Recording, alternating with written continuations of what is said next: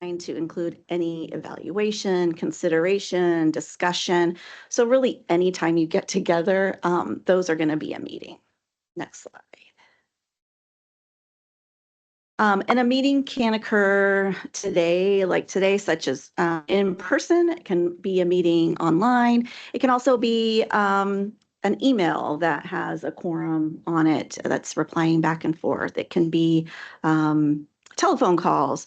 So I went too far. So all of those things, attendance or physical attendance isn't required for it to be a meeting. So we need to be careful, especially in email exchanges. Yeah. I'm sorry. Please go ahead and finish your thought, but Oh. I have something I'd like to add. Sure. So we have to be especially careful of email exchanges to make sure you're not replying all, so that we don't have a discussion going on amongst 11 or more members that could constitute a meeting. Go ahead. So just for the benefit of the commission members, that's why frequently you'll get emails from me or Amelia, and it will say this email is being sent to all commission members, but you won't see everybody on the actual address line. You're all BCC'd. And that's what we're trying to avoid. I know that that can be frustrating sometimes because you'd like to have a conversation about what we're talking about, but we're trying to avoid, as Heather's pointing out, the OPMA issue. I hope that makes sense. And I realize that that can sometimes be inconvenient, but that's why we're doing it. Yeah, and I think you guys started doing that several years ago, and we figured that out, like, oh, Amelia maybe figured that out, like this will help in the, you can reply as much as you want to staff, but when you involve the other commissioners is where it can get you into trouble. So Amelia came up with the great idea where you can't reply at all when you BCC. So that eliminates the risk on those emails, but you still need to be aware if there is a large group, more than one or two commission members on an email string, you need to be careful with those communications.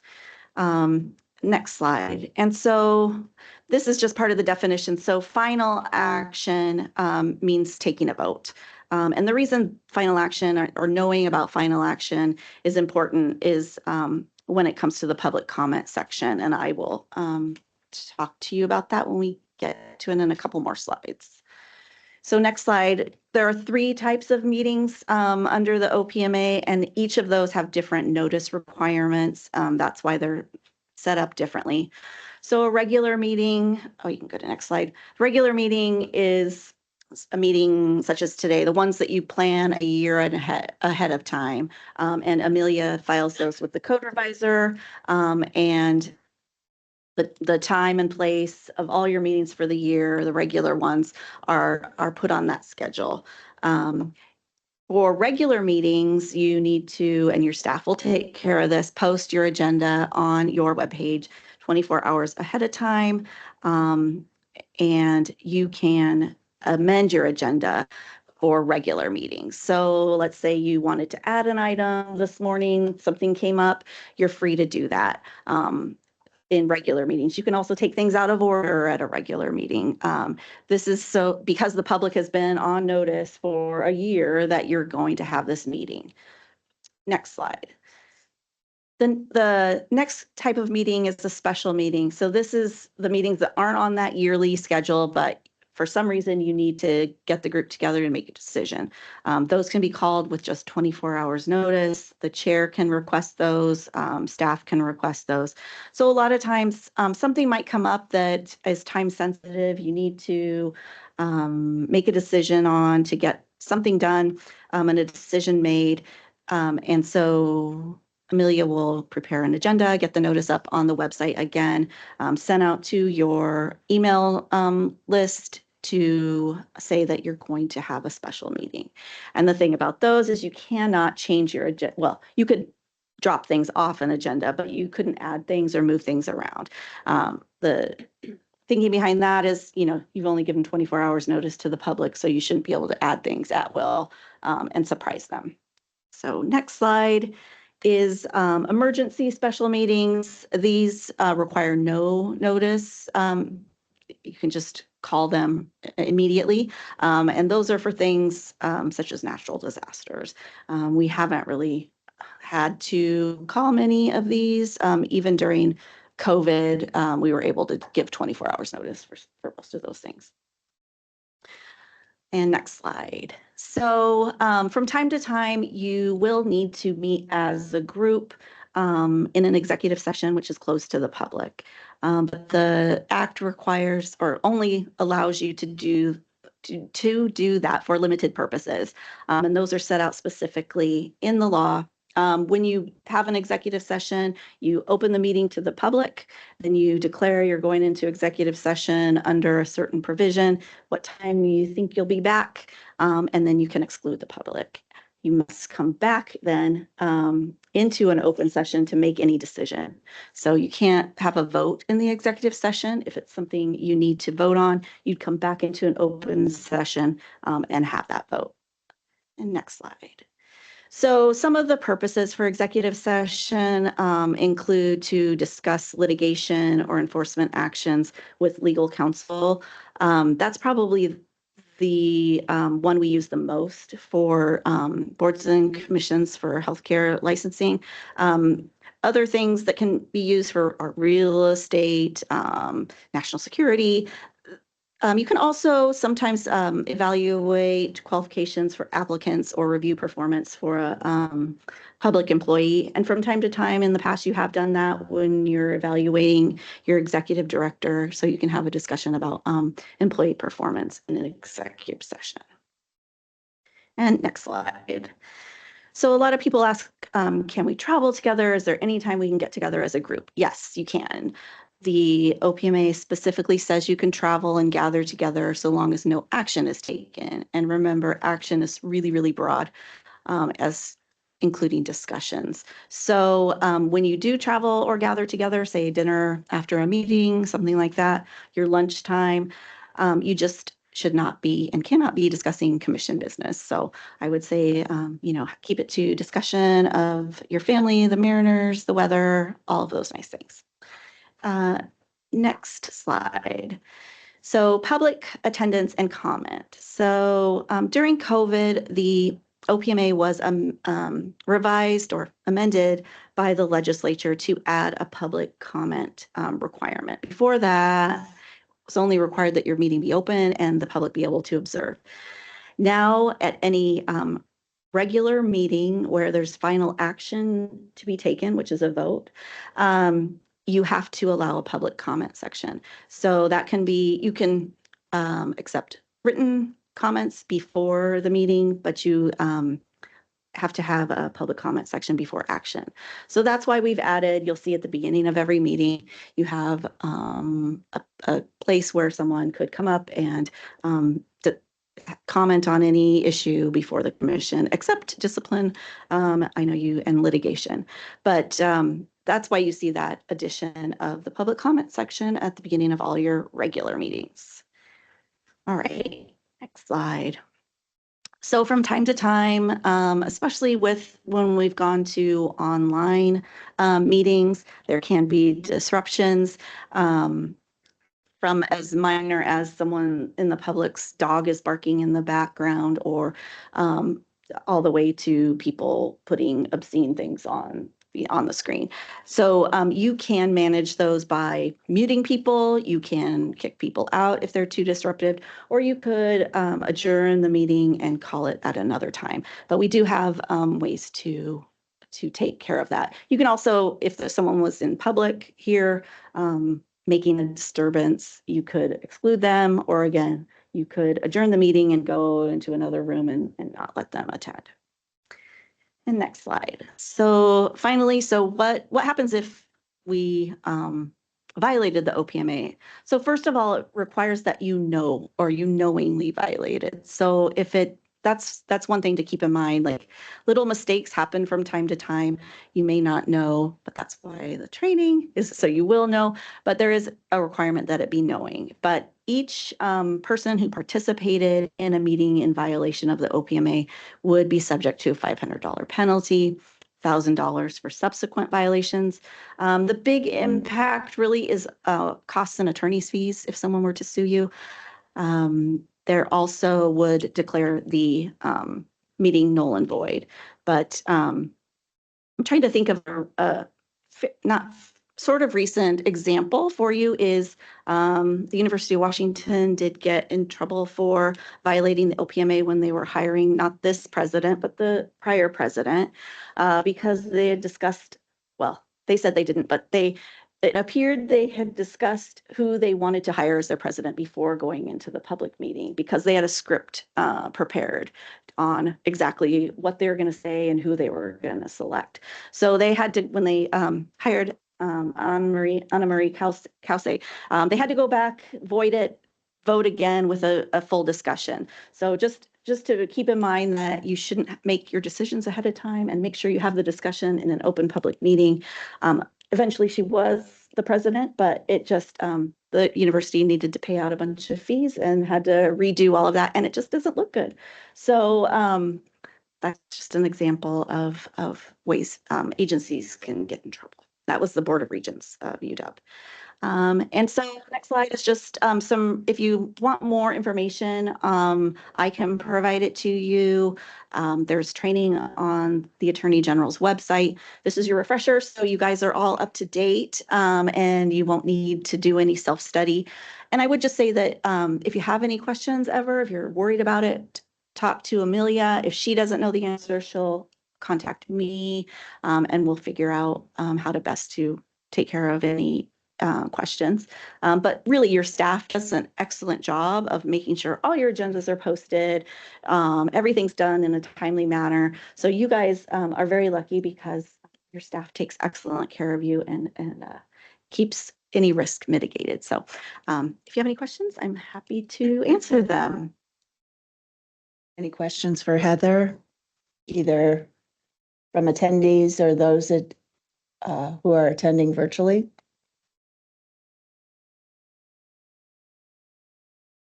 I understand the virtual attendees had a problem with volume, but that has been rectified. So several people texted me. So if you could put up your hands, if you're still having problem with the volume or hearing, we'll try to address that. Because we were muted, that's why no one could hear. We were muted, so I apologize for that. So you'll need to repeat the call for public comment because the people online did not hear. So Oh, okay. I can do that now. Would that be good? Okay. We will now begin the public comment section of the business meeting. This is an opportunity for members of the public to address the commission on matters of public concern. Amelia, are there any hands raised for public comment?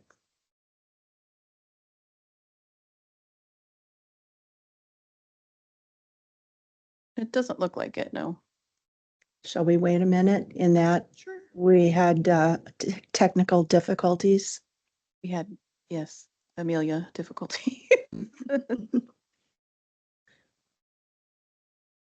So if there's any public comment, please raise your hand and we will address you.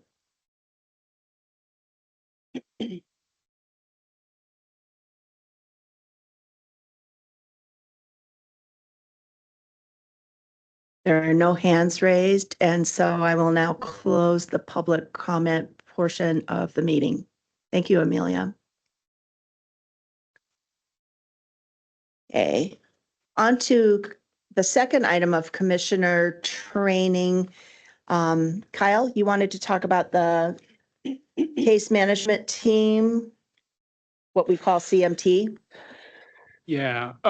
So a couple different commission members have mentioned to me in the wake of the comment that I had in my staff report in August, that it seems like there's some variance in terms of approaches that commission members are taking with regard to CMT. Now, obviously, this particular group is very experienced. We have a portion of the commission that's been well into what would be their second term. But in talking with Dr. Murphy and Dr. Domino in particular, we thought it would be good to have a brief refresher. So I'm going to go through some of that. You'll recognize the slides from your original orientation with the commission. And then there's some data at the end that will show some trends. I will say up front that the way CMT has been conducted by not only the commission, but all the health professions has evolved a lot in the 15 years since I've been around doing this. In many instances, for boards and commissions, it used to be almost an entirely staff-driven conversation, where staff would say, you know, this is the allegation we recommend. We're having issues, and we recommend opening or closing or doing X, Y, or Z. For the commission especially, that has changed greatly. And it is now really a commission member-led function. And I think, frankly, that's for the best. That's certainly within the spirit of the statutes. But I wanted to run through some of these, again, at the request of a couple different commission members, just as a quick refresher. For the retreat next year, which we will be discussing the date on coming up very shortly, we will again do the very popular exercise where we break into groups and talk about the approach a particular complaint warrants on the part of the commission. But in the meantime, we wanted to have a quick placeholder conversation for you. And again, at the end, there'll be some data that will show you some trends. As part of it being a commission member-led exercise, it's always a very delicate line for staff to walk. And, you know, my mantra to staff has always been like, you know, you are there as a resource to commission members. If they have questions, the expectation is they're going to ask. You know, frequently I know that you implore Rick to kind of weigh in and be like, okay, you know, can we look at this? I know there was a conversation in case disposition yesterday where, you know, there was a concern about a respondent who had a number of closed complaints, and looking at that in the kind of redacted form in CMT, it may lead somebody to think that there's something going on here. Those are conversations that are appropriate to address to staff. But for the most part, this is the CMT and case authorization is meant to be led and directed by you all. So next slide, please. Your role in CMT is evaluation of a complaint and whether or not it needs to be authorized for investigation. Again, you'll probably recognize this slide from a long time ago when you first came on to the commission. But the impetus here and what we're trying to help you accomplish is looking at it in an impartial and unbiased way. That's why you don't see a lot of the details. That's not something that's always very well understood by members of the public, that you don't see the details. You don't know the respondent's name. You don't know the facilities that they're practicing at. You don't know their educational background, et cetera. But that is your role as commission members at CMT on Wednesdays and sometimes other days as well, depending on caseload, which we'll get to in a moment. But you are the front line. Yay or nay, are we going to look at this? Next slide, please.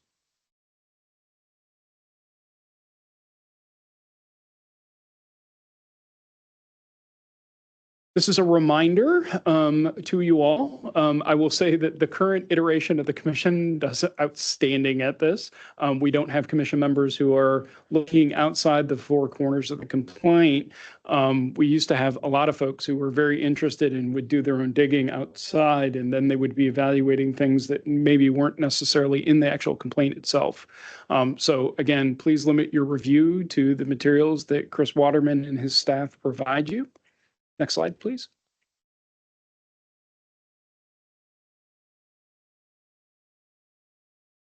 No, you can go back. There you go. And as Dr. Murphy is very good about pointing out, when you're evaluating this, first and foremost, obviously we're limited in jurisdiction to MDs and PAs, soon to be CAs, although I don't know that we'll be seeing too many of them in CMT anytime soon because there's not that many of them. But as Dr. Murphy is always very good about pointing out, you know, you're evaluating it to see if it is a violation of the UDA. No more, no less. That is the role, and that is the threshold determination. Dr. Murphy, I don't know if you want to add anything at this point, because I know that this is always something that you're very cognizant of when you're reviewing cases. No, it's just something I don't take for granted, and it is 2.5 pages of single line data outlining what the Uniform Disciplinary Act violations are.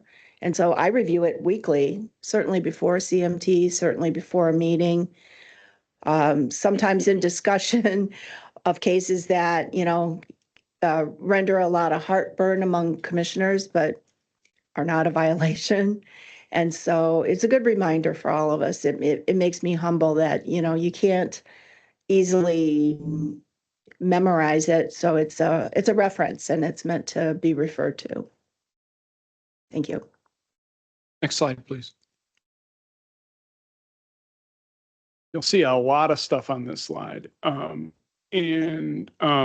Dr. Domino, who is not able to be here today, keep going. There should be one more, I think. There you go. Dr. Domino in particular always brings this up, and this is always one of the key questions for her. I'm not saying it has to be a key question for you all, but it is a reminder. Is there sufficient information to actually evaluate the allegation that's made in the complaint? Now, that's a very subjective standard, and that needs to be, again, that's placed in your hands. But that is something that comes up quite frequently in CMT, just as a reminder. You'll see the other kind of factors, and with the caveat at the bottom of the orientation slide, they're not necessarily all grounds for opening an investigation. The way that you do this is by talking with your colleagues in CMT. There's always has to be at least 3 of you. We try very hard to always make sure there's a member, one of our public members who's attending CMT for that reason.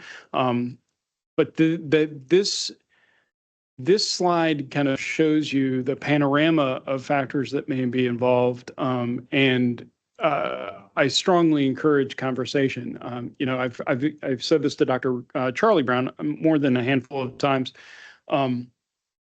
Obviously, as a citizen of Washington, I care about whether or not, the decision that you reach. But I care more as your executive director about the conversation that you're having with each other in reaching any sort of conclusion about whether something needs to be authorized.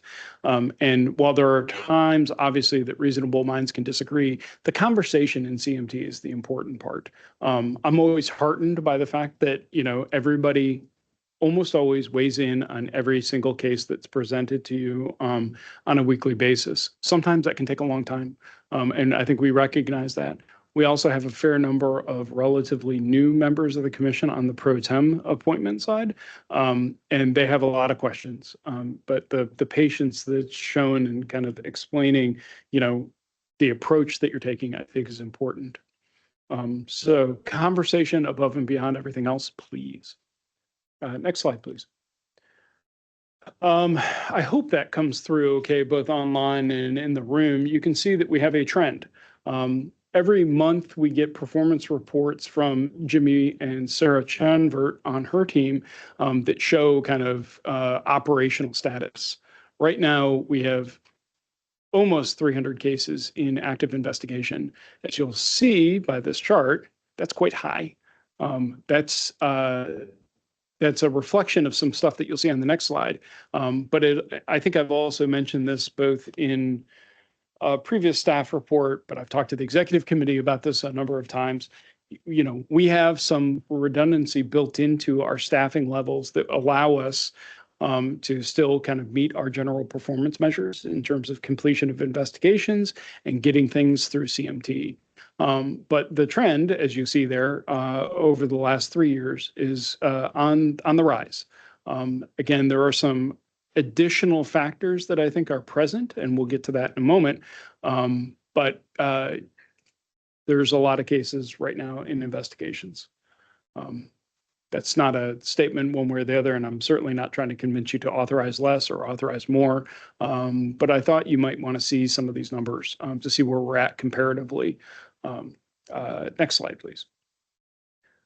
Again, I hope that comes through okay online, but you will see in general, we've had a bumper crop this year of complaints.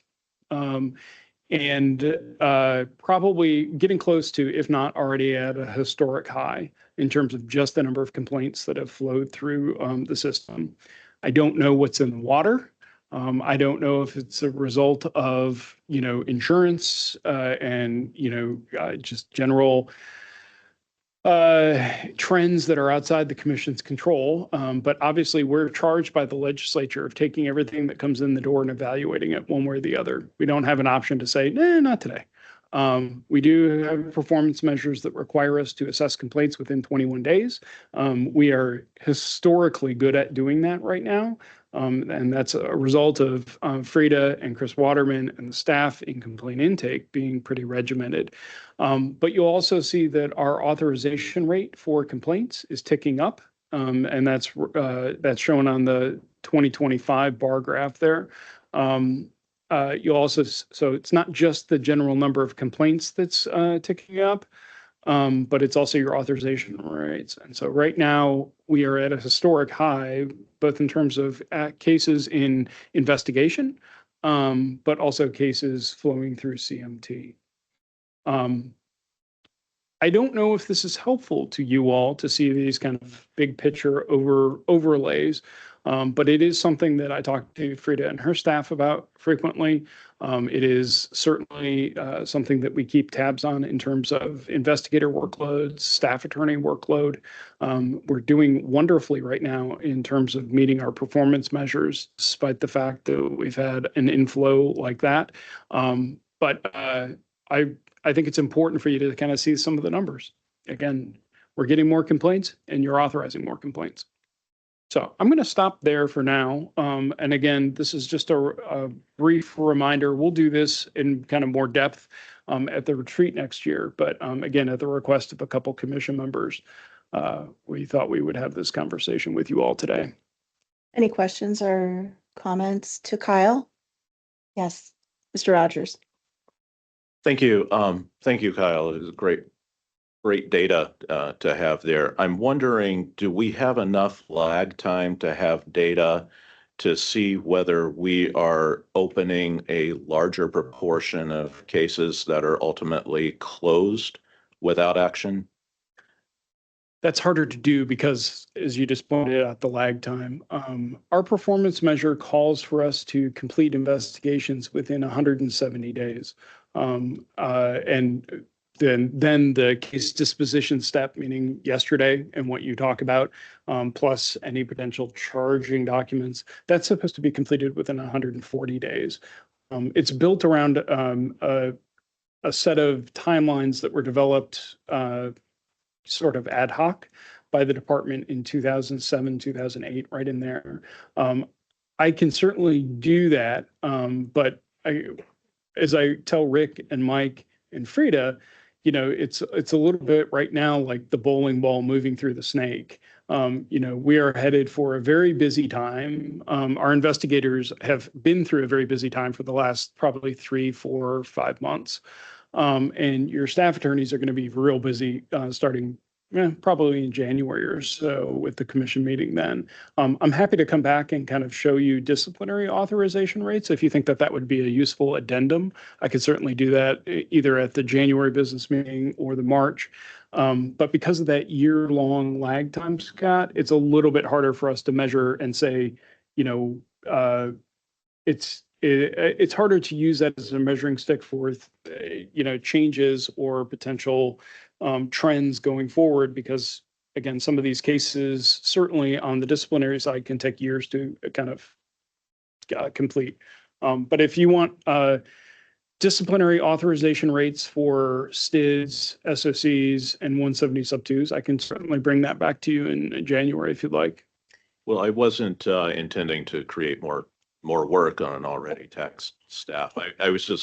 What I was getting at is I was wondering if we are opening a greater proportion, and it seems like we're trending toward opening a greater proportion of complaints for investigation. Or is it that more of them needed to have been opened, a greater proportion, or are we kind of changing and erring more toward the side of opening complaints than we were previously? Does that Yeah. Are we closing the same number of complaints, the same percentage? So Yes. your,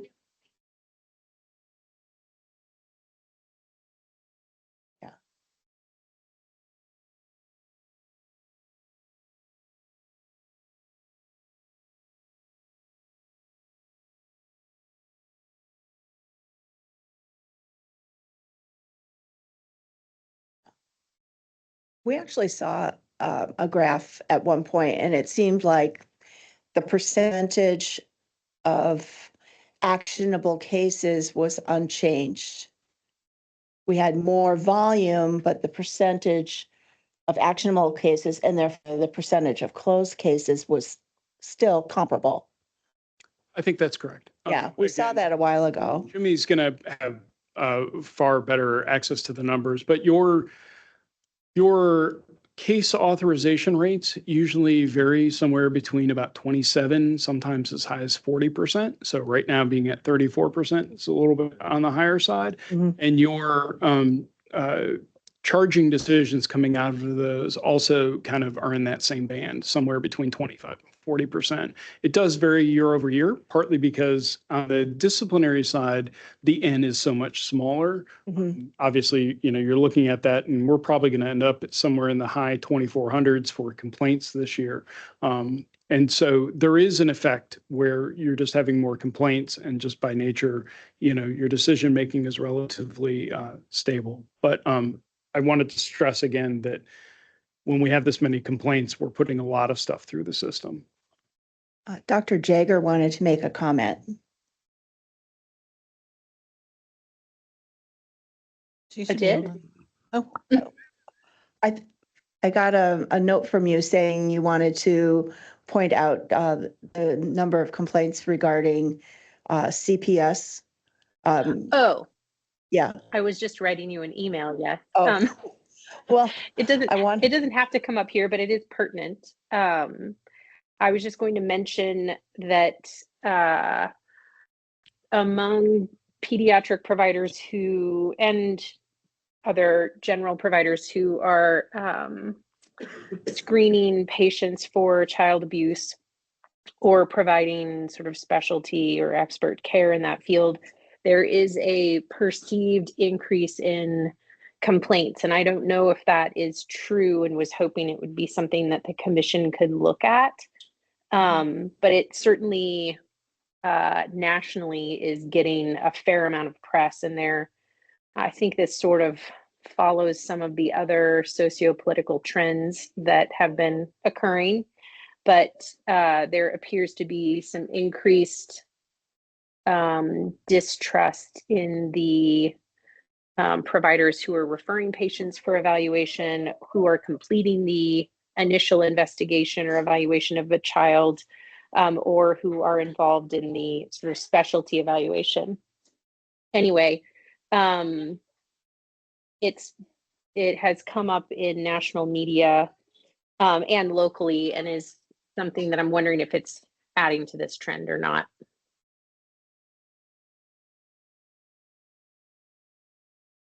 Dr. Jager, I can tell you from talking to my colleagues in other states, they're seeing a similar rise kind of in the number of complaints. Now, the states do this in very, very different ways. So it's a little bit hard to kind of compare, state A versus state B. But anecdotally, and as I have said recently in a debate, the plural of anecdote is not data.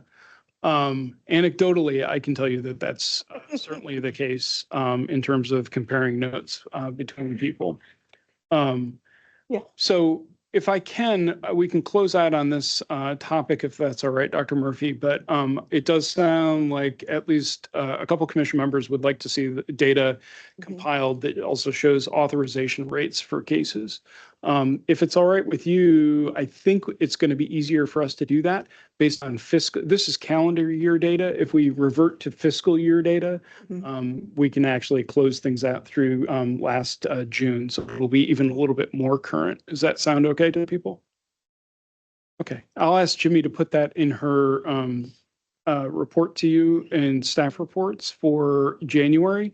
If you'd also like to have a follow-up discussion at the business meeting, we can also add an agenda item, and the purveyor of data can come and talk to you a little bit further about what she's seeing.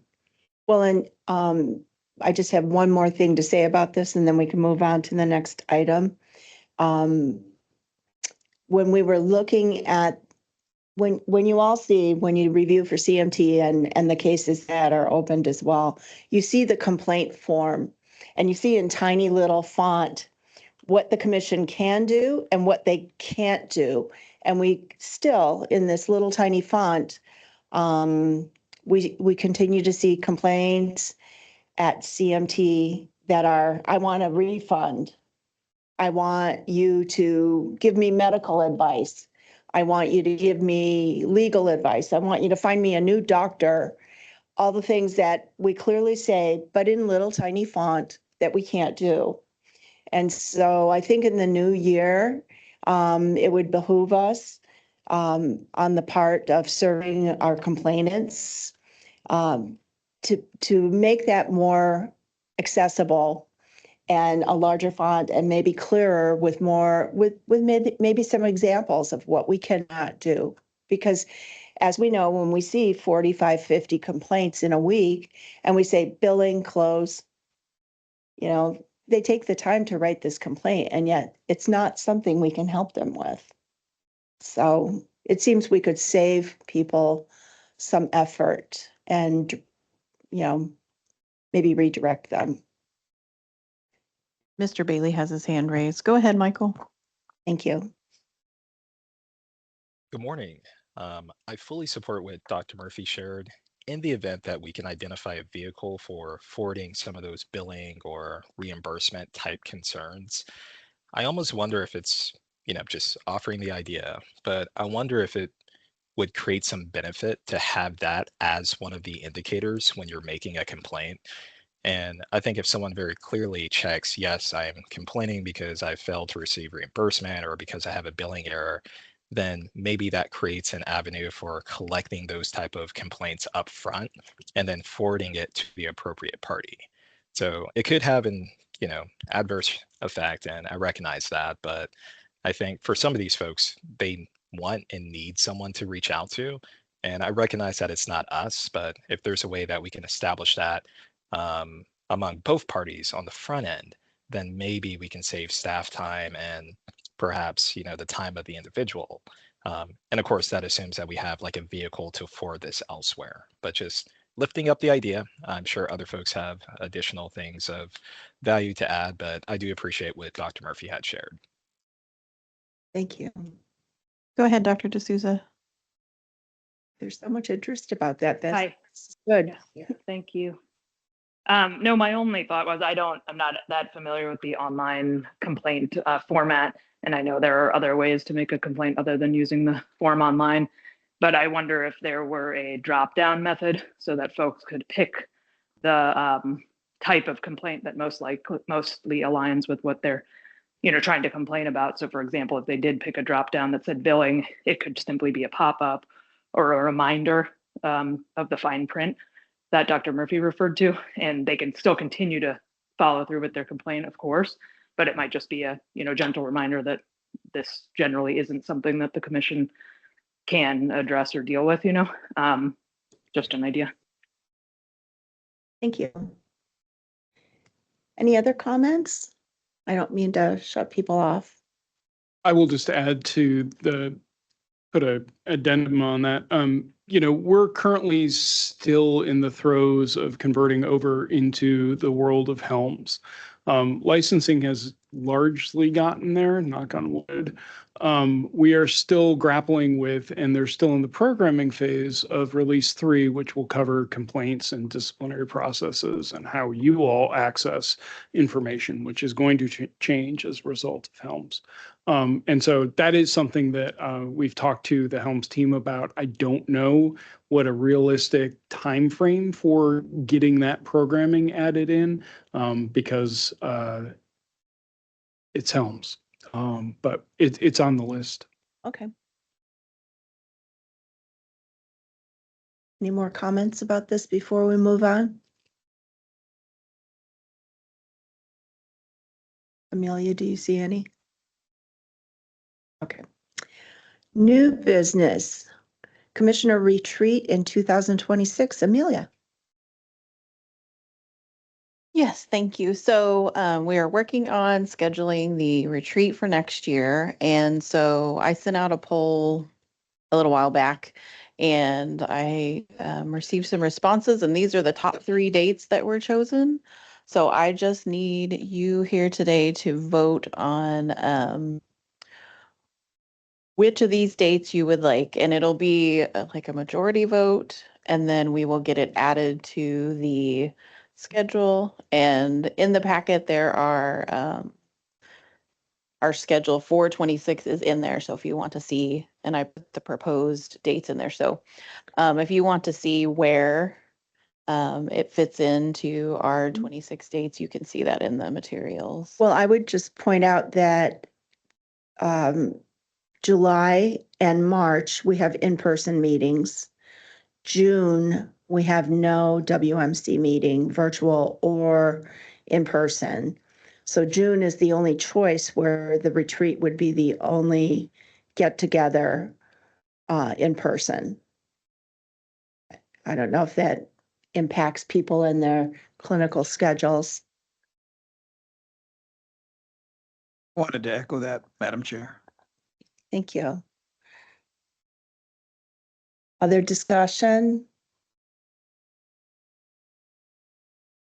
The other observation I made was in March, for those of us that live a couple 100 miles away or at altitude or across the state, March can be a very challenging month to travel to the west side.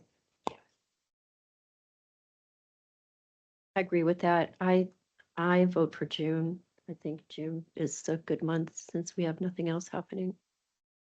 Unless people have planned vacations already during that time. All these dates are midweek, right? They're Thursdays.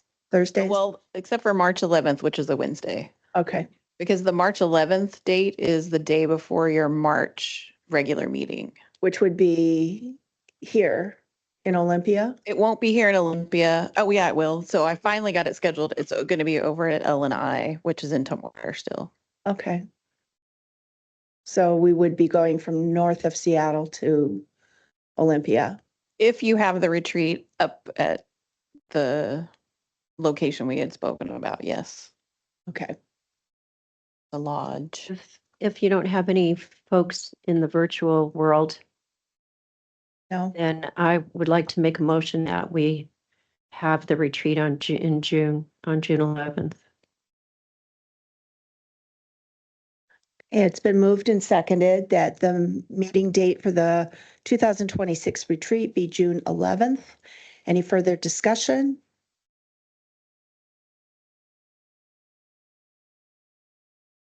Hearing none, all in favor say aye or raise your hand. Aye. Aye. Dr. Souza had a, Yeah, he's voting. I think she's voting. Yeah. oh, she's voting. No, And- I have a conflict on the June 11th. That's the only date I can't attend. That was it. Okay. And Mr. Pullen, were you voting or was that a comment? Voting. I think he was voting. Amelia, can you help us? So I think, so again, it's by majority. So if Dr. D'Souza wants to make a motion for a different date, you've approved the June 11th date, but if you want to retract that and vote again, then you can. Anjali, would This you is like to? April. Go Is ahead, there a April. reason? Is there a reason why we shouldn't do this in a doodle poll? Like, it just makes way more sense to me to send this to all of the commissioners, even the ones that aren't here today, and have everybody rank first, second, and third, July 30th, June 11th, and March 11th. And then we just settle on the one that fits the bill for the most people. Like that. Didn't you do that, That's- Amelia? So that's what has already happened. That's where these dates Okay. came from. You Got sent, it. I sent out a doodle poll in August sometime, and this was how they were ranked. There were 6 dates, and July 30th won the doodle poll, and then June 11th and March 11th were tied for second. So, yeah, that's why it says there in response to the survey sent out. I guess it was September Yeah. that I sent it out. So. Is there a reason why we couldn't do another doodle poll with 3? Yeah. And that I mean, that way would we could get, No, but I will say I got less than half back. So. I Was think there one of the dates that had the least number of people unavailable? So it wasn't a poll like that. It was just vote for the ones you want. So you could have chosen all the dates, and then, there's 2 meetings. In July, there's 2 meetings. The commission meeting is it says virtual, July 9th. And then the retreat would be the 30th, which is 3 weeks later.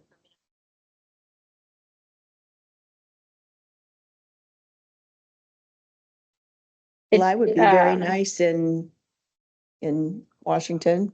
Yep, north of Seattle.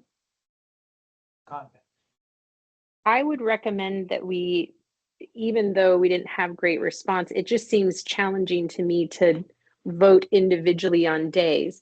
Like I could, in theory, make all of the days. Do I have preferences? Sure.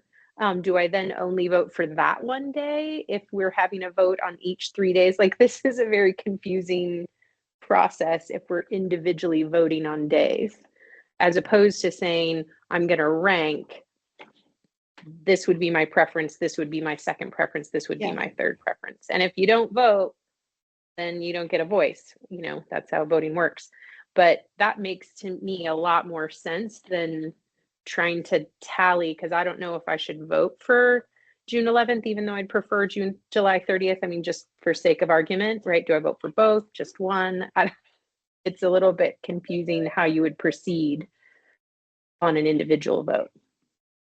Dr. Jager, how about if everybody here says July works? That was Dr. D'Souza that couldn't make the June meeting. If she can. If Dr. D'Souza can make July and everyone else can make July, rather than go through another poll.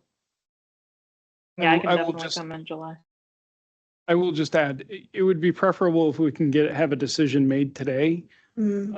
So we can start making sure, first of all, that we have the facility that we've identified up in Kenmore. Yes. Kenmore, Bothell, something, Kenmore. We have that facility reserved. A facility like that will get booked up. It is summertime, so if we can have a decision today, that would be preferable. I move to revise the date for the commission meeting to July 30. Do I hear a second? Second. Any further discussion? All in favor, say aye or raise your hand.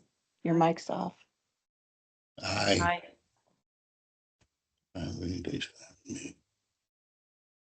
She's voting. Amelia, can you count up the ayes? Yeah, we're good. Any opposed? Dr. D'Souza said aye, I think. I did say aye for July 30th, yes. 2 opposed. Ed, were you opposed? I'm sorry. Was. Okay.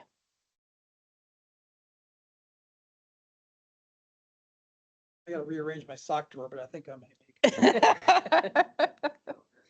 As long as you're not out of the country, then you might be able to make it. And there won't be a virtual option. So we typically do everything only because, you're not making any like votes or anything like that. So it makes more sense to have it in person. So there won't be a hybrid or anything like that. So. And we do have some programming ideas from Dr. Murphy and Dr. Domino in terms of making the day truly, worthwhile, educational, all that sort of stuff. But if you all have other things that you'd like to see or talk about, I encourage you to contact us so we can line up either the appropriate speaker or get the programming put in place sooner rather than later. Well, we have 2 nays for July and 1 nay for June. Is that correct, Amelia? Dr. Lyle? So it would seem that the majority rules would suggest June 11th as the day. I'm sorry. Just you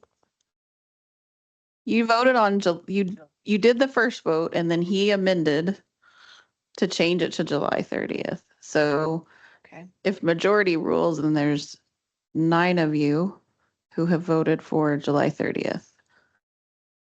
So I think we're okay. How many votes did you get for June?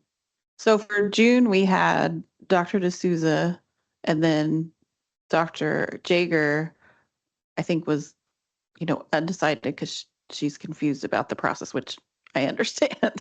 So we had the same amount for June.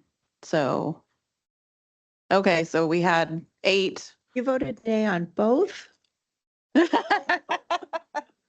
My preferred date is March, but that's not on the table. And it's confusing if we're changing venues that week. I just thought it'd be nicer to put it together with a meeting. Oh, yeah. So, but if we're changing venues, then Might I suggest a final vote of yays and nays for each July 30th and June 11th?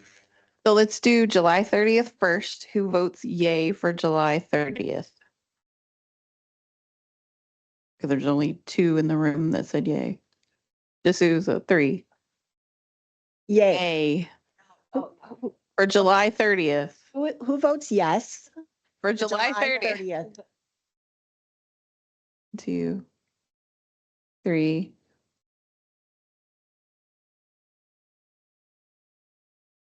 So I have 4. For July 30th. Mhm. Yeah, that's including online. Everybody. And I'll then try to have a party at my house on July 30th there you go. to reward flexibility. Okay, so then June 11th is the other date. Who votes yes for June 11th? 5, 6, 7. So you have 7 for June 11th. Yes. The March date didn't much traction. Do you want to vote for the March date too? Just I mean, if you want fair? to, sure, just to cover all the bases. All right, March 11th. 1, 2, 3, 4, 4. So I think June 11th is it. that was painful. Yeah. Thank you very much. Apologies. Those who voted yes better show up.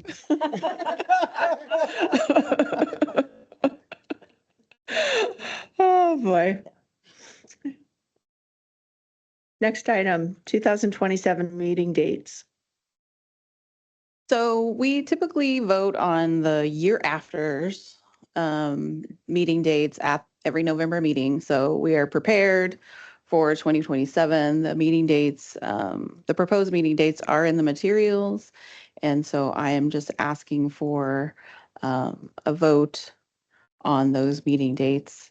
And you can see in the materials, since we've changed the format, you can actually see what day of the week they're on and things like that. We've already scheduled the retreat for that year, so there won't be the same confusing vote. Good. That's typically how we do it. So I believe it's in July, actually. Yeah. Yes.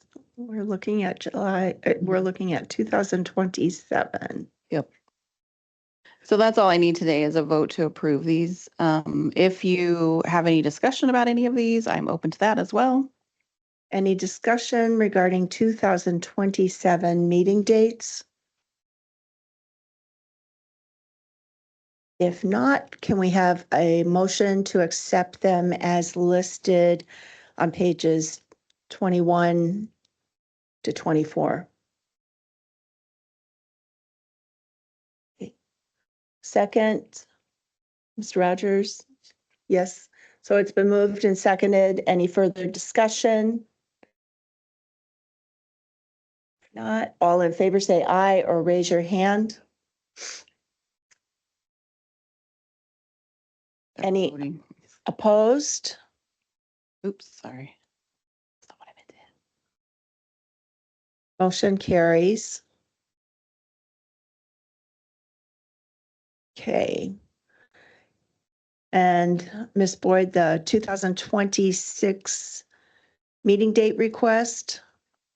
So my only ask here is that you really don't have to vote on this one, but I've had several commissioners request that we flip the virtual and hybrid formats of the October meeting date for next year and the November meeting date for next year. I've had a request that we change the October, which is just personal appearances and case disposition. There's no business meeting attached to that meeting, to in person, and then the November regular meeting be fully virtual. Discussion? Was there a reason? Because it's so much later, sometimes the weather's a little questionable in November. I mean, it's beautiful right now, but who knows what it'll look like next year. So that is why someone wanted to make that change. You don't mind it? Well, It is less than a week before Thanksgiving. mhm, And so if you have plans to travel or vacation or prepare your house for a house full, mhm.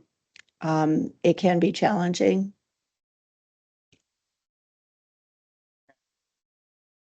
Yeah, it does. It does. It's hard work. I agree with that. Flip. So if you could just vote just to make it like Okay. official, that'd be great. Okay, can I have a motion to accept the switch to make October hybrid or no, make October in person and hybrid and November fully virtual? So moved. Second. Thank you. Any further discussion? If not, all in favor say aye or raise your hands. Any opposed? Motion carries. Thank you. Kyle, revision to the fee structure. Yes. You will see in your meeting packet a letter that I recently sent to kind of our primary resource within the Department of Health. And it is with regard to the commission fee structure. We have recommended a reduction in fees, in the renewal fees for both PAs and MDs. It's probably not, many of you were here for when we raised fees in 2020. Since that point, the commission's fiscal outlook has done well. When I came on board and replaced Melanie, one of the things that I told you all, and I told the hiring committee, is the budget is probably the one thing that would take me a little bit longer to get up to speed on than anything else. And so I have talked with everybody that I could think of about this. The commission is solely fee supported. So application fees and renewal fees are what provide the revenue that drive the commission. We do have substantial outlays. Our biennial budget is, I don't have final numbers, don't get me started, but for the current biennium is somewhere a little north of $30 million. roughly about somewhere between 20 and 25% of that goes back to the department in the form of indirect charges. And then we are also expected to maintain a reserve. OFM, the Office of Financial Management, which is run as part of the governor's office, mandates that we keep generally about 12.5% of our biennial budget in reserve. I don't think that that's an appropriate number for the commission, and we have talked with OFM about that. That's not something that's written into law or anything. We are expecting to keep a more substantial reserve for a number of reasons. And this letter that I sent to Lacey Fehrenbach outlines a lot of the kind of concerns and factors that went into the recommendation. Even with maintaining a substantial reserve, we are well above that. Now, we have augmented some of what we've done with staffing. Some staff is still yet to come and be brought online. The ombudsperson, a second medical consultant. We've changed the way that we're going to be staffing some of our licensing functions. But even with all that in mind, we're still well above, and our surplus continues to grow. That is not something that is entirely common in this world. And as an initial matter, we need to stop that surplus from growing because it supplies more money than what the commission is mandated to need for its operational costs and potential other risks that you might see down the road. The commission substantially raised fees in 2020 for both MDs and PAs. In addition to that increase in fees, we've seen a influx and growth as a result of IMLC. It's proving to be quite popular in terms of how to become licensed as an MD. I think that once the PA compact comes online, probably in a couple of years, we'll see that as well. But there are a number of uncertainties that kind of also cloud what we're looking at down the road. I've joked with my counterpart at OFM that a little bit of the budgeting process statewide, it's kind of like being asked to drive a car, but you're only allowed to look out the rearview mirror. And so we have taken some additional steps to kind of improve our ability to kind of forecast, and those are not totally complete. So this letter, the fee structure for health professions is governed directly by the Secretary of Health. That individual, or in this case, Secretary Worsham, is mandated by law to consult with us. And so we have sent this initial recommendation to request a reduction in renewal fees for PAs and MDs in the amount of $75 each.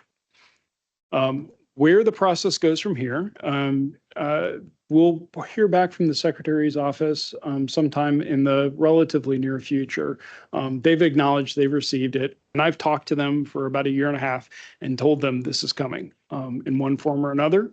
I've consulted at length on a couple different occasions with the Finance Subcommittee.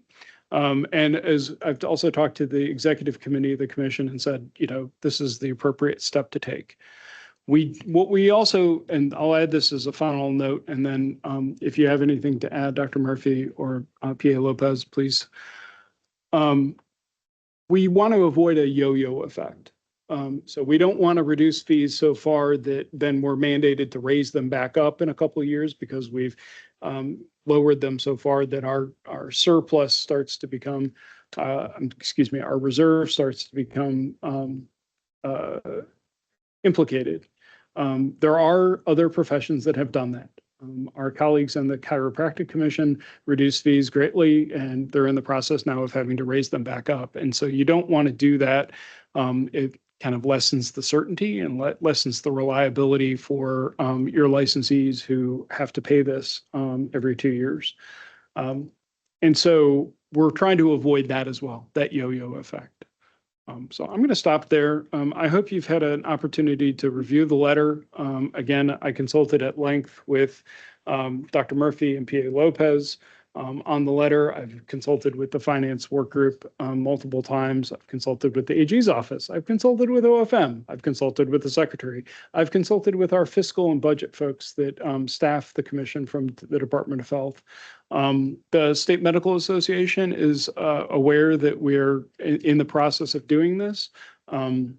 I don't know what their input is ultimately going to be. But again, we've tried to let everybody kind of know ahead of time that this is the direction that the commission was going to go in because it's fiscally prudent. So I'm going to stop there. Dr. Murphy, P.A. Lopez. Well, we appreciate the transparency.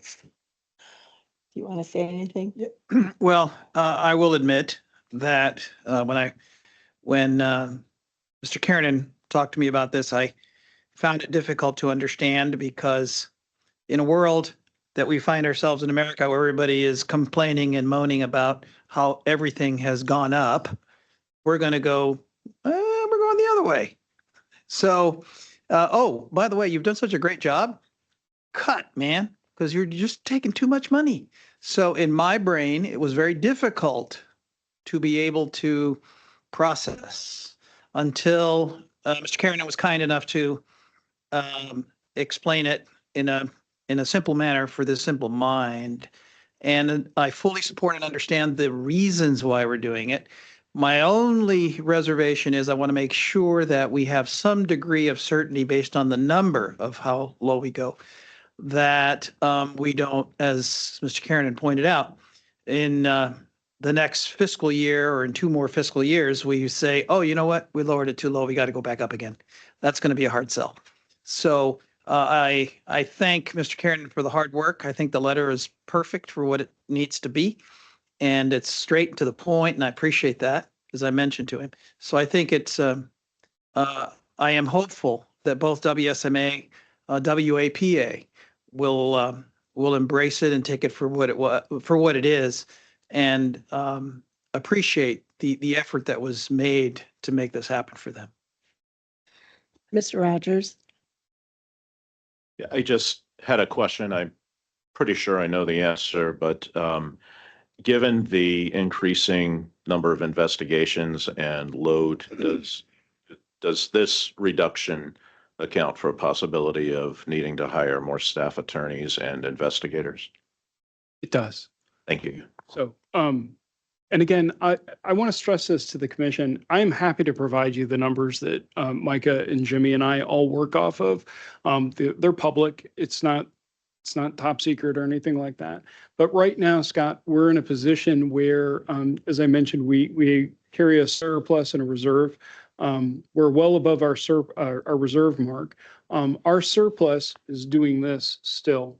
And that's, again, it's based on a number of factors. And IMLC was really one of the main drivers. We've increased licensee load as a result of IMLC. Whether or not that holds long term, it's to be determined. I will also say that, you know, the current, I think there are 8 outliers in IMLC that states that have not joined. And the two of them are California and Oregon. And I would expect that if they come into the fold, we're going to see another increase in the number of licensees. So as I mentioned, our surplus is doing this. This $75 reduction in each of the respective fees will flatten that.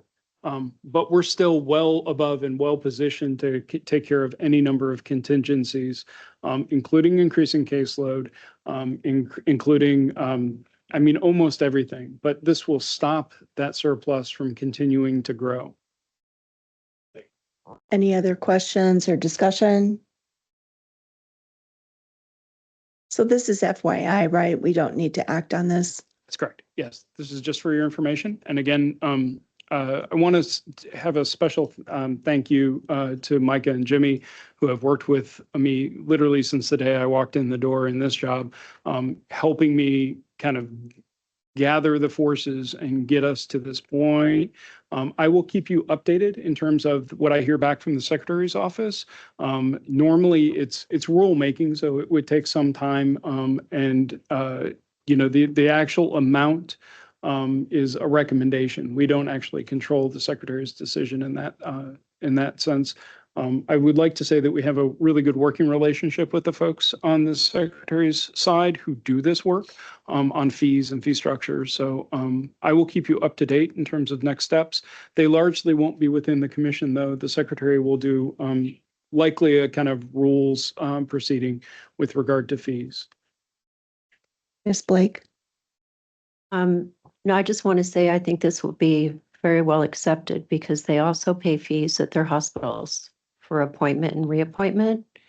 So I think it will be looked upon as well done by Washington. So I will say again, we're very fortunate. The vast majority of healthcare professions do not operate in the black as a general rule. This commission did not operate in the, or it was always in the black, but it was headed in the wrong direction in 2019, 2018. And when we increased fees, that addressed it. Many of our colleagues have the exact other problem, which is they're in the red and they don't have a path really easy path other than increasing fees to get out. The commission's very fortunate. And again, a lot of this was due to the stewardship of Melanie back in 2018, 2019, getting us through the fee increase.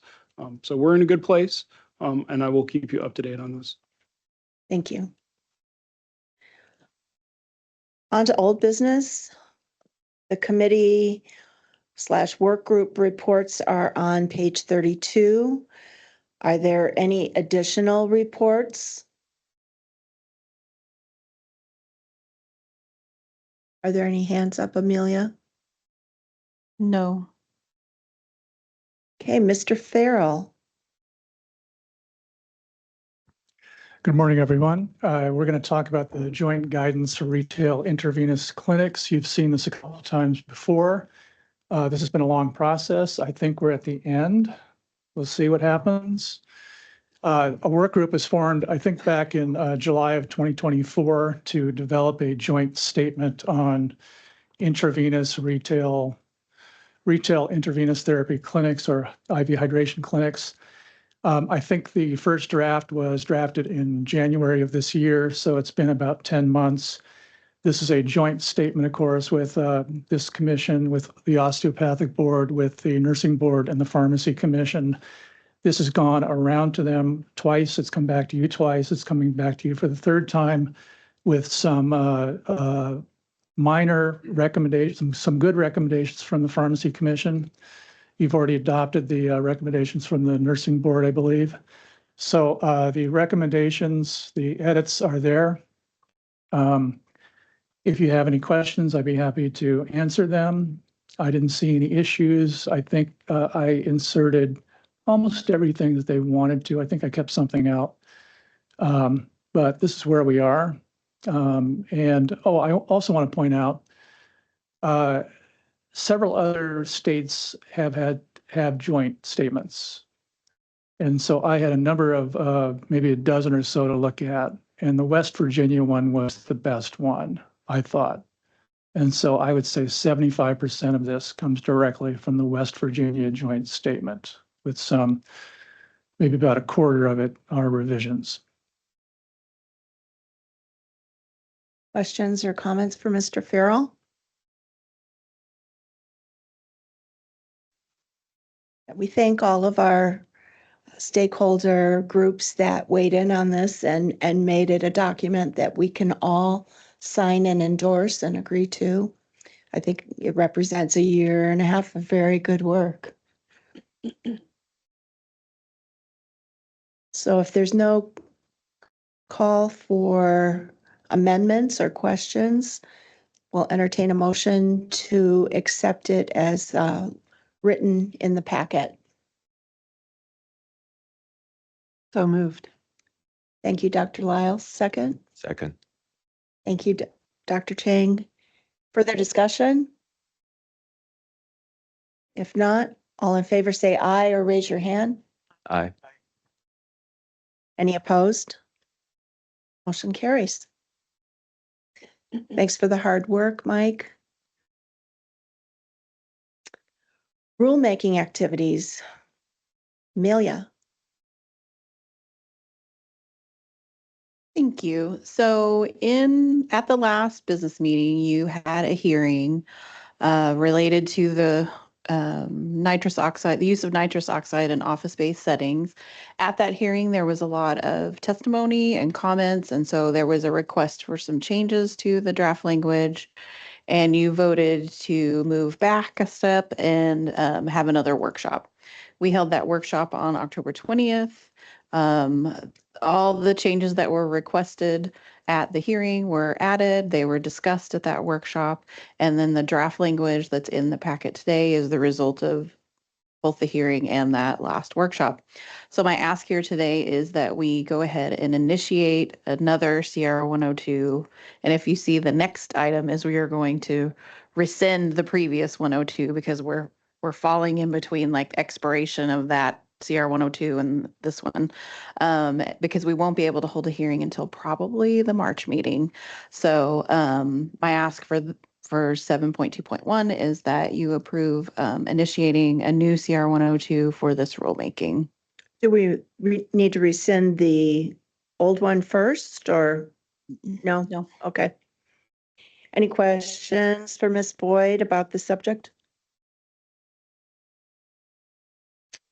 If not, can we have a motion to approve a new CR 102 for the nitrous oxide in office-based settings? Thank you, Dr. Lyles. Second. Thank you, Ms. Blake. Further discussion? Hearing none, all in favor say aye or raise your hand. Aye. Any opposed? Motion carries. Yeah. Second request is a motion to rescind the old CR 102. Second.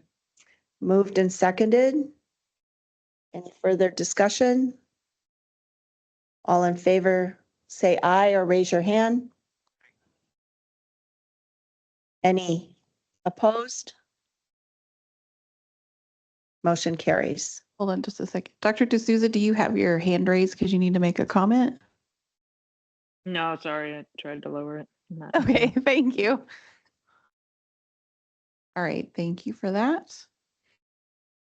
And then the next one is a request to initiate rulemaking. So when we completed our rulemaking, or around the time we were completing our rulemaking for the certified anesthesiologist assistants, we discovered that there was not an error so much as the language in the new chapter for the CAAs did not really match what's in the PA chapter. And so our ask is to do a very narrowly focused rulemaking where we're only going to make a change to this section,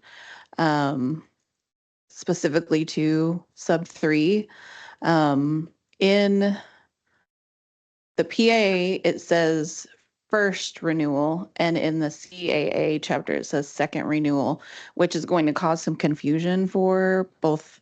It's going to be confusing for our licensing folks and also for the people who are being licensed. Like if you had a PA that was licensed and they want to be a CAA, it might create some problems. So we're just trying to streamline.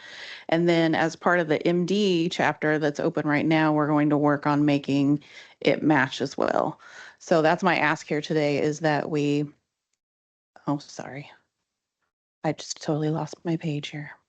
Is that we initiate rulemaking just to make that change. It won't be any other subsection that we're looking at in the CAA rules. It will just be that subsection. Questions for Ms. Boyd? Hearing none, can we have a motion to request rulemaking approval for WAC 246-921-125 subset 3? So move. Thank you, Mr. Lopez. Second. Thank you, Ms. Blake. All in favor, say aye or raise your hand. Aye.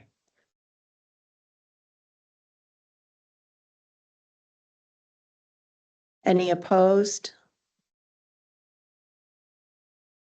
Motion carries. Thank you.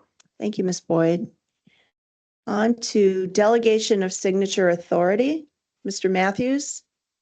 Hi. So after meeting, well, as a reminder, you delegate certain functions to staff in the areas of licensing, investigations, discipline, as well as a couple of other things. So after meeting with Panel L and bringing a request for what's called sponsorship, that's basically someone that wants to take the USMLE outside of the standardized timelines, which I'm sure Marissa could correct me. It used to be 7 attempts in 7 years. I think it's like 5 attempts in 7 years now for all 3 steps. So every so often we do get requests for that for various reasons. Maybe someone was in a PhD MD program and they just took longer, or they're being dually accredited as a dentist and a physician or something like that. So we do see these from time to time. The panel L was comfortable with delegating that to staff. So that is the update that's being made before you. Questions for Mr. Matthews?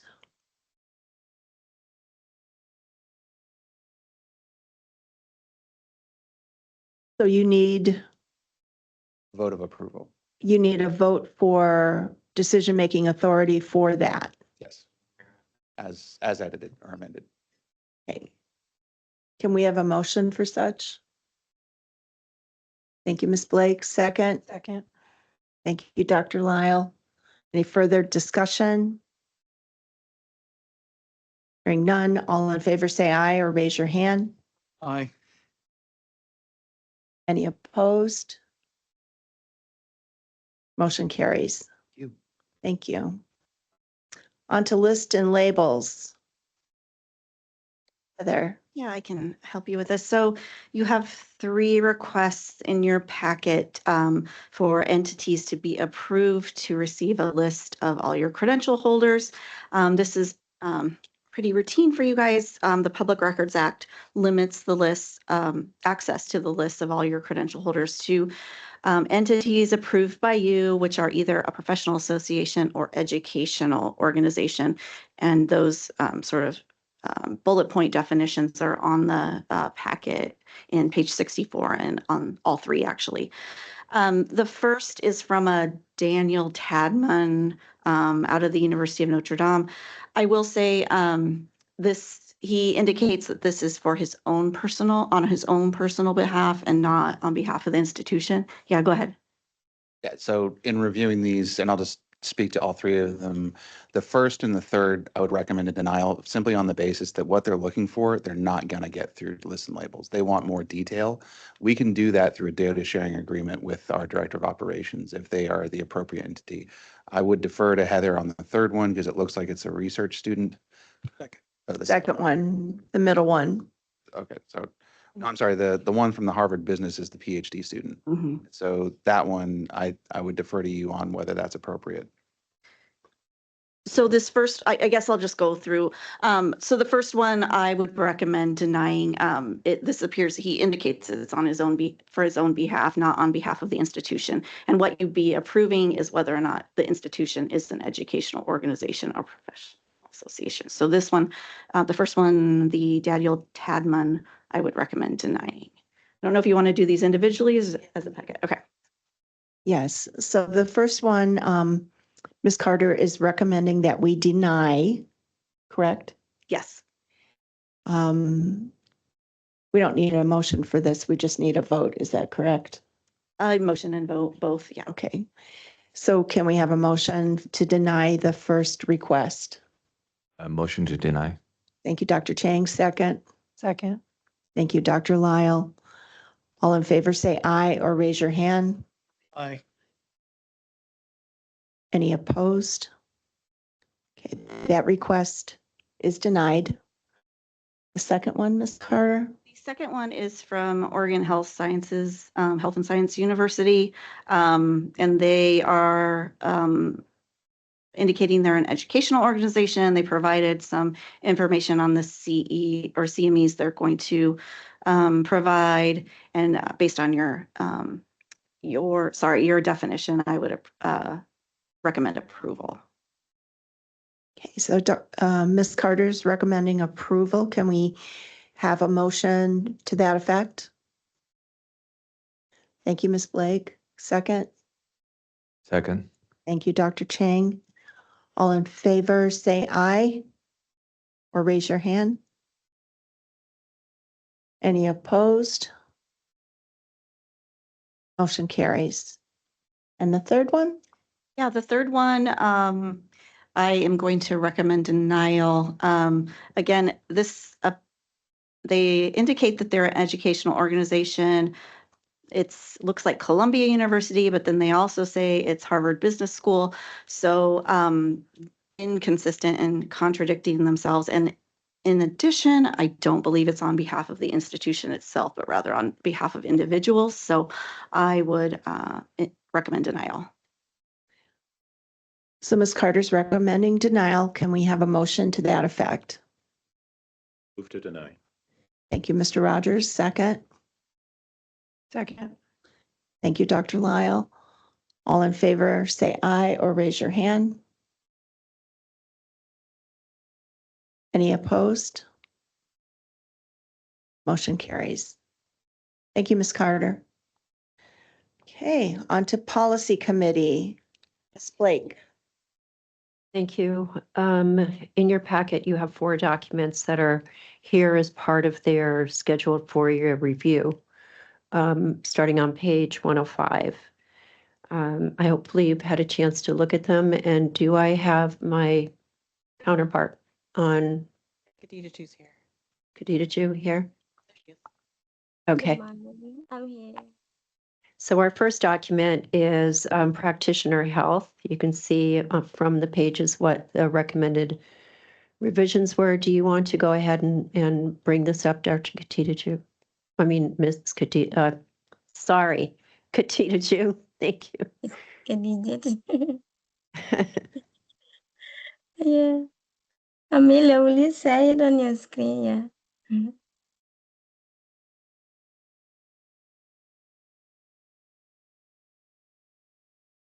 Okay. Good morning, everyone. So we have 4 documents today, and they are all guidance documents. So the first one is practitioner health.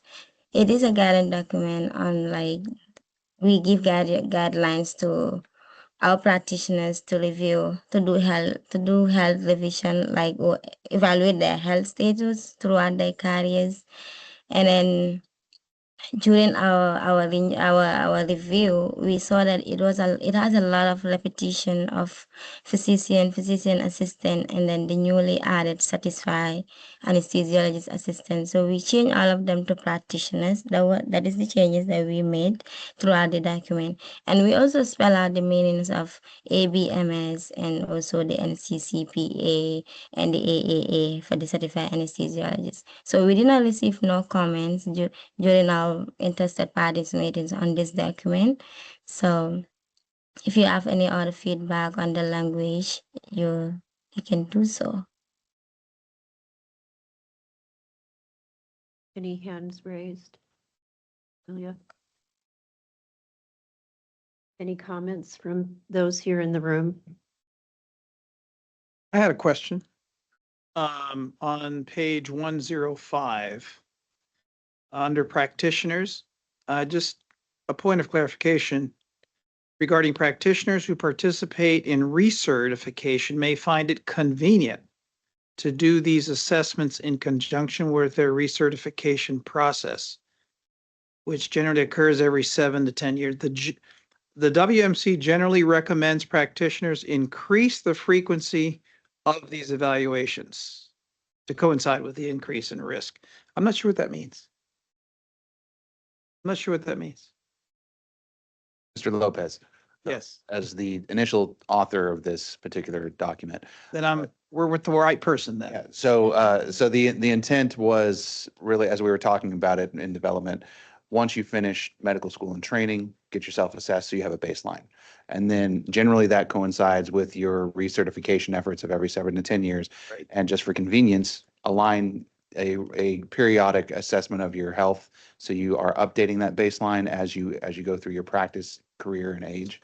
And then when you start hitting, and there's a chart, I think down a little bit, if we could scroll. Yeah, I see it. That's really what we're referencing, is it's a suggestion of once you hit a certain age point, consider increasing the frequency of the evaluation. But it's a guidance document. It's up to you if you feel that you've had a decline or if you've had to help. Self-administered, not mandated. Correct. Okay, that's all I wanted to know. Just a framework for Recommendation. practitioner, take care of thyself. Yeah, just want to make sure it's a recommendation, though. It is. Okay. Mr. Lopez, do you think it needs to be worded differently? No, I think we needed to know where the spirit of the conversation or the document is not clear. To quote Heather, completely unenforceable. Love to hear that. Okay, thank you. No other comments? So by a show of hands, for acceptance of this document with the changes as noted. Any opposed?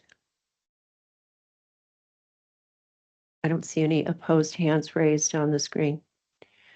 Okay, thank you. Our next document is re-entry to practice, and I will turn it back over to Katita Ju.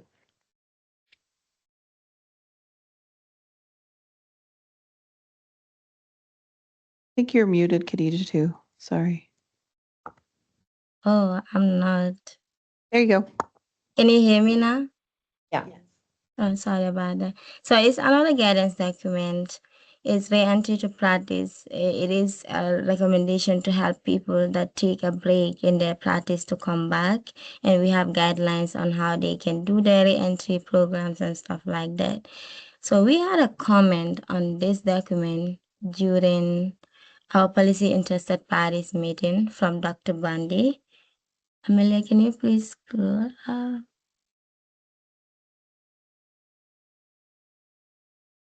Yeah, so he wanted us to make these changes and it was accepted by the commissioners during the policy committee meeting. So that was the only comment we have. If you have any other feedback or comments, you can go ahead. Anyone virtually? No?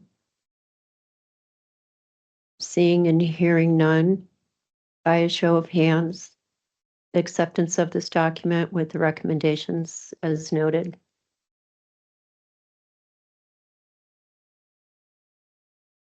Thank there's a you. hand. What was that? Oh, sorry, I thought it was a comment hand. Oh, okay. Yeah. The raising voting, I know I did that too before.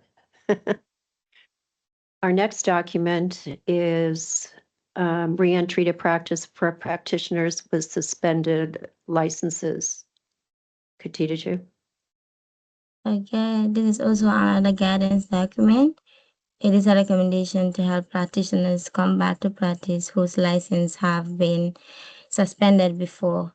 So during our policy interested parties meeting, we received a comment from Dr. Yu and about on the guidance section here, she had a problem with this may required, but the comment was rejected by the commissioners during the policy committee meeting.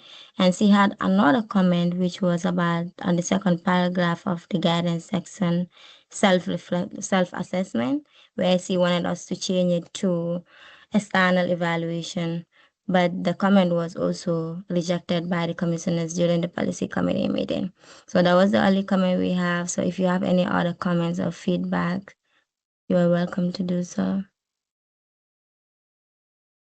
Anyone have any comments for this document? Virtually either? No? Okay, seeing none, by a show of hands, acceptance of this document as noted.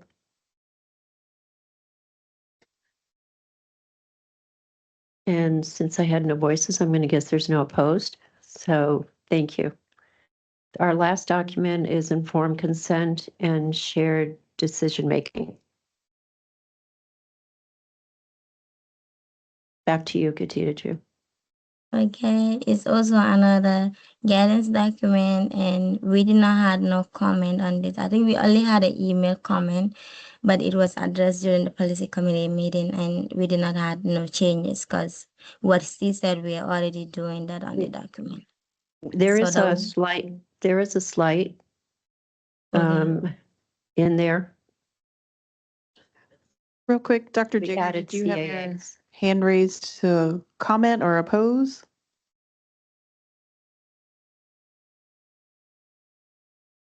Dr. Jigger, you're muted. Okay. Neither. I didn't realize it was still up. Okay, Okay. thank you. Sorry. So we did add CAAs to this document. That was the one minor change we made. Khadija, you're on mute. Can you hear me now? Yeah. So yeah, we added the certified anesthesiologist assistant and also collectively call them practitioners, both the physician assistant, and certified anesthesiologist assistant throughout the document. So that was the only changes we made on this document. If you have any other feedback or comments, you're welcome. Any other comments or? Seeing none, by a show of hands, acceptance of this document with the addition of CAAs. And since no comments, no opposed, and that ends my report. Thank you. Thank you, Ms. Blake, and thank you to the members of the policy committee for a year of great hard work. On to the member reports.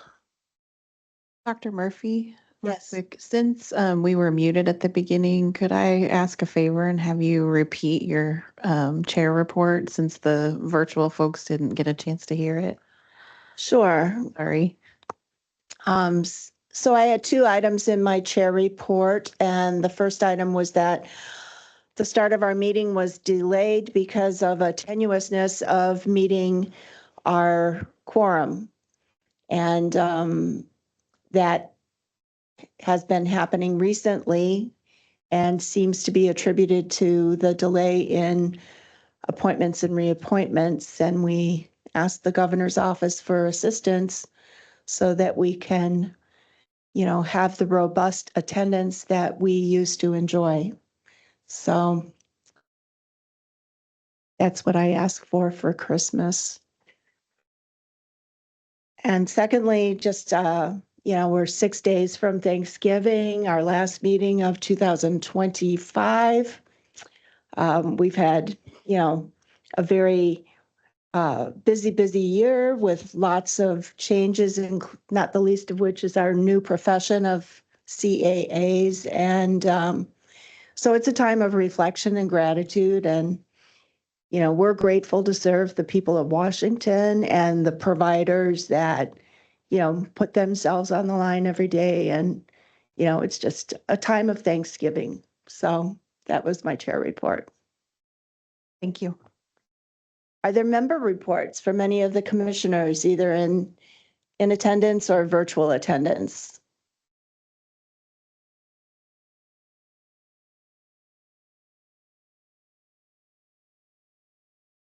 Are there any staff member reports?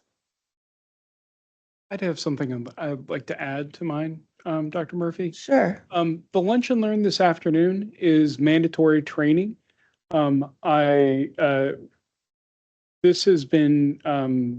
mandate has been extended to commission members this year. And so we worked with our colleagues in the department and OIT and WATEC to save you all from having to go through the Learning Center, which is something staff has to do when we have mandatory trainings. So I urge you to please attend the lunch and learn with that in mind, because if you have to do this on your own, I don't want to say all bets are off, but it may be a little challenging.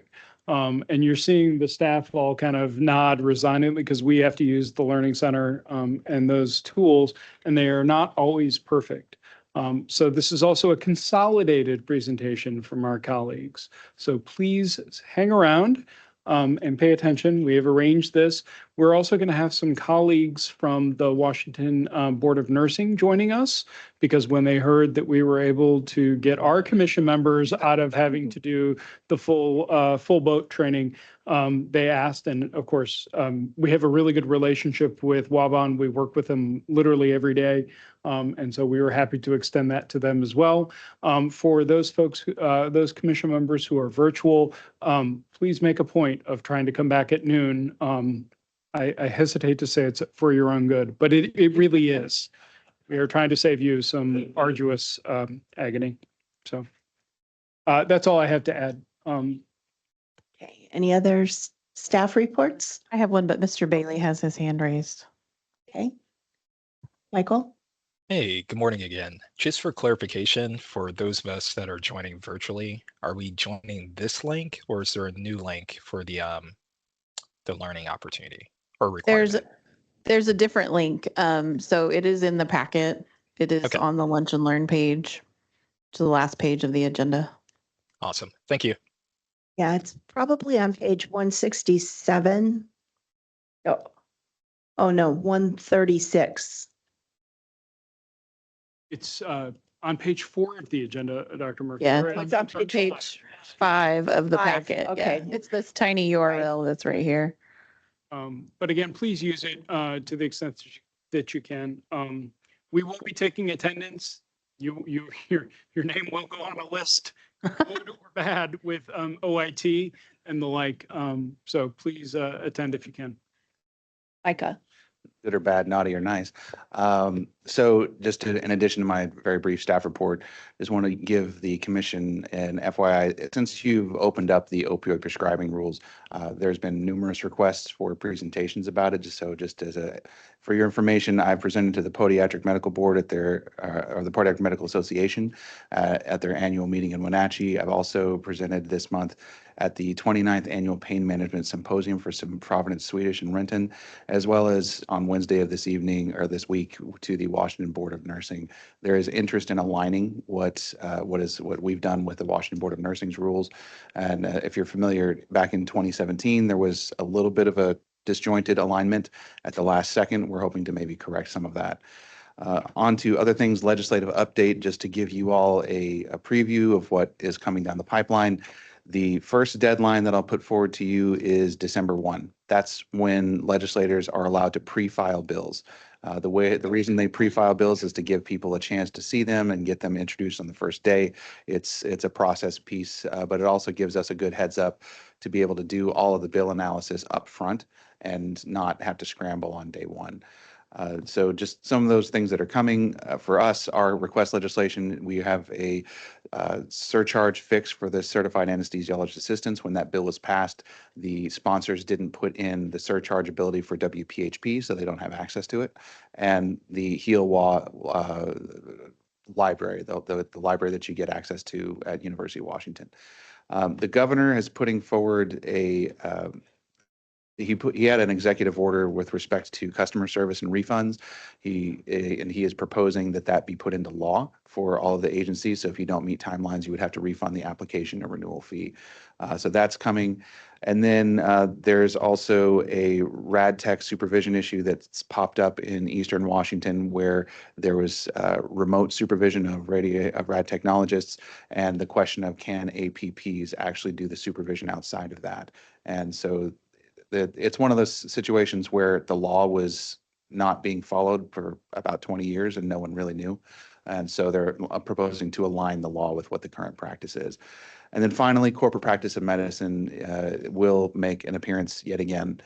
This time it's much more focused on your profession. So instead of all of the professions having to be aware of the corporate practice of medicine statutes and the violations that are coming, it would only be for DOs, MDs, PAs, NPs, naturopaths. It's an attestation. It adds that you are aware of the violation potential and that you're not going to comply with it or participate in it.